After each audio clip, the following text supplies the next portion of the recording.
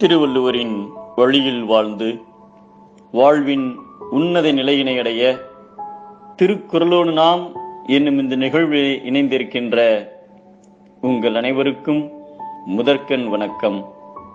குறள் எண் 1052. அதிகாரம் இரவு. உறையூர் என்னும் நகரத்தினை கருணை நிறைந்த மன்னர் ஒருவர் ஆண்டு வந்தார். தாய்போல் தனது குடிமக்களை காத்து வந்தார். அவ்வப்போது மாறுவேடம் பூண்டு நகர்வலம் செல்வது மன்னருக்கு வழக்கம்.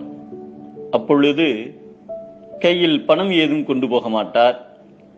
அவ்வாறு ஒரு நாள் நகர்வலம் செல்லும் போது ஓர் ஆற்றை கடக்க நேரிட்டது. அங்கிருந்த பரிசல்காரர் மாறுவேடத்தில் இருப்பவர் மன்னர் என்று அறியாமல் பரிசலில் ஆற்றை கடக்க கூலியாக பணம் கேட்டார். மன்னர் கையில் பணம் இல்லாததால் ஆற்றை கடக்க வழியில்லாமல் ஒரு மரத்தடியில் கவலையுடன் நின்றார். அப்போது அங்கு வந்த ஒரு பிச்சைக்காரன் மாறுவேடத்தில் இருந்த மன்னரிடம், ஐயா, நான் பரம ஏழை, ஏதாவது பொருள் உதவி செய்யுங்கள், உங்களை பார்த்தால் பெரிய குடும்பத்தை சார்ந்தவர் போல் தெரிகிறதே என்று கேட்டார். அதற்கு மன்னர், என்னிடம் தற்போது பணம் ஏதும் இல்லை என்றார். இருப்பினும் அந்த யாசகன் பலமுறை மன்னரை வற்புறுத்தி உதவி கேட்டார்.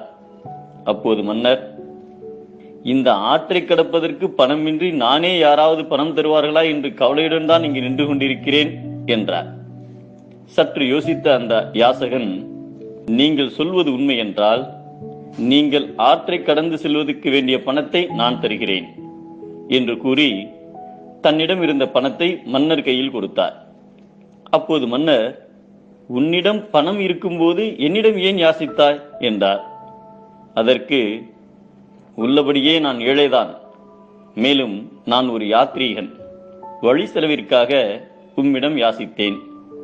எனினும் எளியவரை கண்டால் என் மனம் உருகிவிடும், அதனால்தான் உமக்கு உதவி செய்தேன் என்றார் அந்த பிச்சைக்காரர். அரசனாகிய நமக்கு உதவி செய்கிறாரே இந்த யாசகன், என்னே இவரது தாராள உள்ளம் என்று மன்னர் பிரமித்து போனார். நான் வீடு போய் சேர்ந்ததும் இந்த பணத்தை எனது ஆட்கள் மூலம் கொடுத்து அனுப்புகிறேன். 1 மணி நேரம் நீ இவ்விடம் இருப்பாயா என்று கேட்டார் மன்னர். அதற்கு அந்த யாசகன், இந்த பணத்தை திரும்ப என்னிடம் தர வேண்டும் என்ற அவசியம் இல்லை. இதனை என் போன்ற ஏழைக்கு ஒருவருக்கு கொடுத்தால் அதுவே எனக்கு கொடுத்த மாதிரி ஆகும் என்று கூறி அங்கிருந்து சென்றார்.